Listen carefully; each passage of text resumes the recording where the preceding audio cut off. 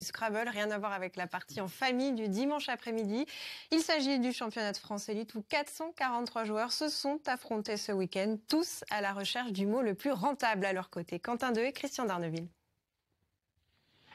Oubliez les parties de Scrabble décontractées et chaleureuses, l'ambiance ici est religieuse.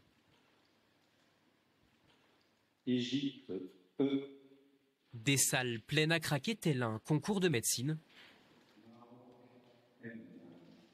Pour un mode de jeu un peu moins familial.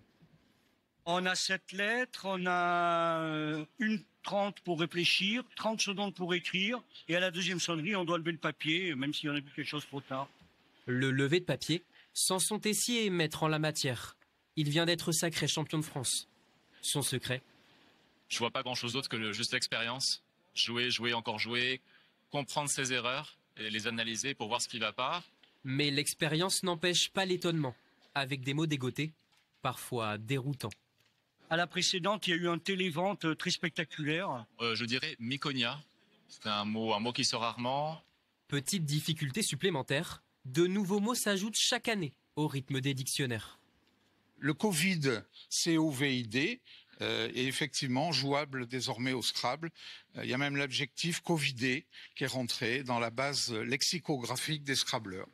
Alors cet arbitre s'avoue parfois vaincu. Sur notre tableur, on a une touche qui s'appelle F2 et qui nous permet de voir les définitions des mots qui sont un peu saugrenus, quoi. Mais sa plus grande bataille, la plume de cette élite du vocabulaire français. L'écriture, ça laisse à désirer. On a plus l'impression que ce sont des hiéroglyphes que des vrais mots. Hein. France, F, Roumanie, R. Après plus de 2 heures à regarder les autres jouer, à notre tour, nous nous sommes laissés tenter. Pas de quoi gagner le championnat, mais tout de même assez pour passer à la télé. N, Égypte, E.